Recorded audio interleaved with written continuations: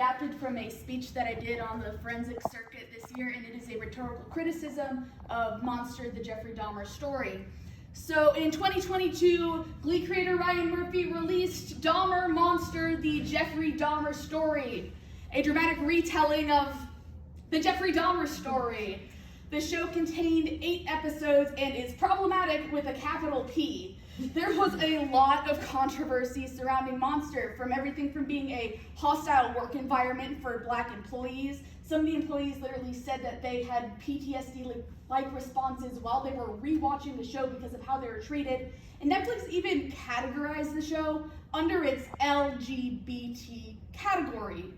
While some critics, like The Guardian of September 23rd, 2022, argue that the show is exploitative and unwatchably queasy due to it glamorizing Dahmer's atrocities against gay men of color, Variety calls it the second most watched English language show that Netflix has ever released, and that's right behind Wednesday. So despite all of this controversy, it's still incredibly popular.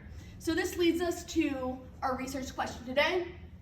How does true crime media exploit the mythos of serial killers when reenacting trauma?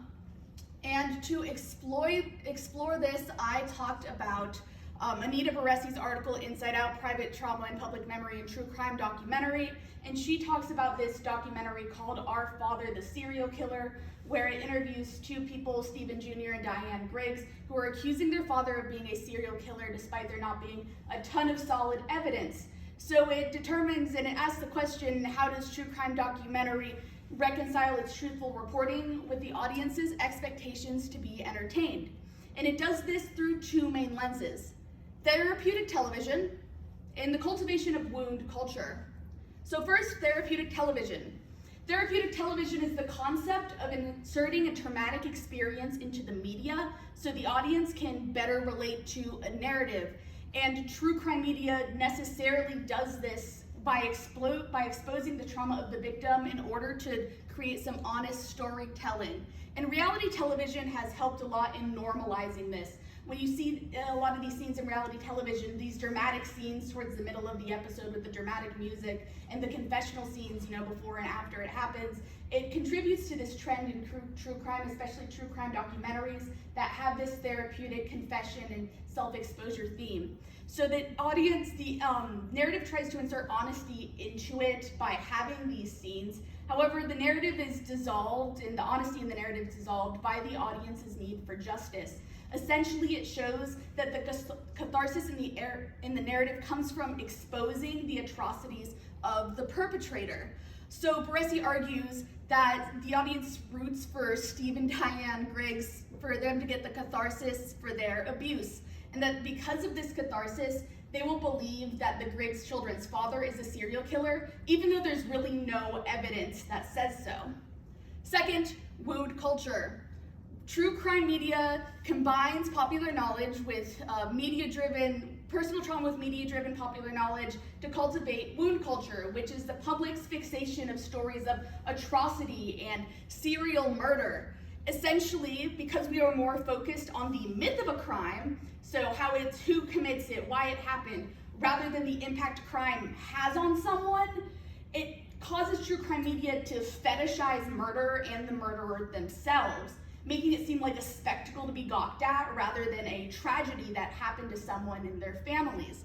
And this is definitely the case in Our Father, the Serial Killer, as the audience roots for their father to be a serial killer, not because it explains away their abuse, but because serial killers are a lot more entertaining than your regular old child abuser. So when you have someone being a serial killer, it kind of explains that away and provides that entertainment value. And because the Griggs children are opening up the spectacle of their wound, it erases any privacy that they might have. So we're going to go ahead and apply this to the Dahmer documentation. And I'm going to get to the Dahmer apps right over there in a second. But Monster does not focus on the narratives of the victims whatsoever. I have 2 of the victims right there, Stephen Hicks and Tony Hughes, and I'll talk about them in a second. But Dahmer really tends to focus and glamorize Dahmer as a killer and even really fetishize him. So Tony Hughes, he was a man of color, a gay man of color, and also disabled. he was deaf, and that's not even shown through the show, and that's one of the ways that Dahmer was actually able to kill him, because he was disabled, and why he wasn't brought to justice, because he was kind of tossed aside by society. He was shown to have a consensual sexual relationship with Dahmer, and the two of them never even had sex. Dahmer just murdered and cannibalized him. But Dahmer's point of view isn't just centered, it's completely glorified. If you'll turn this attention to this GIF right here, episode 3 contains a ton of these shots of Dahmer lifting weights. And look at that. I mean, come on. If that doesn't glorify a serial killer, I don't know what does. It shows these intensely sexualized shots of Dahmer lifting weights, and this GIF only shows a portion of this, but this entire sequence is 30 seconds long. So 30 seconds out of this whole episode are completely dominated by Dahmer's muscles and him lifting weights, but he later kills Stephen Hicks with those barbells. So instead of centering the murders themselves, they center the sexual aspects of the murders so that the therapeutic television comes from the catharsis of the murders themselves. Second, wound culture. Even when Monster does showcase the victims' narratives, it's really grotesque and continues to emphasize Dahmer's role as a serial killer. And because the audience is so focused on that cultural fascination with the inner life of the killer, it really is grotesquely shown. And I have 2 examples up here. One of them of Dahmer cannibalizing Tony Hughes. That's his liver in that little dish right there. So it really grotesquely shows Dahmer cannibalizing these individuals while not showing the stories of the victims themselves. And it also shows Dahmer engaging in necrophilia. That's a censored version of a clip from the show, continuing to fetishize his mythos as a serial killer, as the viewer is continually fascinated with why Dahmer did what he did, and it continues to expand that wound. So let's return to the research question. How does true crime media exploit the mythos of serial killers when reenacting trauma? True crime media, especially things like the Dahmer documentation, tends to fetishize and glamorize the serial killer while not addressing the narratives of the victims, causing these societal wounds to be opened. And this leads us to 2 critical implications: the silencing of victim stories and the commodification of trauma.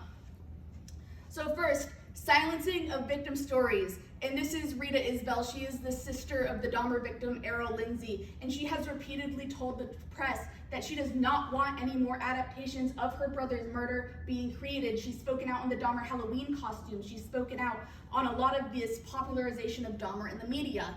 But these shows often whitewash the crime. We talked a little bit earlier about the mythos of the crime and people being obsessed with that. Because the victim stories are silenced, it continues to build this mythos of the killer. And the victims cannot consent for their stories to be told because they're dead or don't want the attention, and it goes against the will of their families. And every time a new adaptation is made, the families have to relive the deaths of their loved ones, see their killer popularized on the screen, see people making gifs of their killer's abs lifting weights. Like, that's really messed up, especially if someone you love was brutally murdered and cannibalized by Jeffrey Dahmer. So it silences the victim stories in order to make an entertainment value, completely ignoring the victim stories. Second, the commodification of trauma. Why does this keep on being made? Because it is big business. There are over 9,600 true crime podcasts on iTunes right now, and Serial, the grandfather of true crime, was recently sold for over $25 million, according to Marketplace of October 31st, 2022.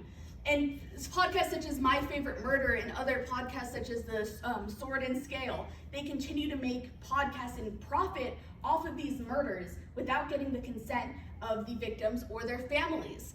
People are also making merchandise of the killers, which we'll get to in a second, but Ryan Murphy was recently paid over $300 million to continue producing the show for Netflix. Season 2 was just announced last week. So despite all of this criticism, they're making more because we as a society can't stop watching. And as long as we keep on watching and listening, our message to the victims' families is clear.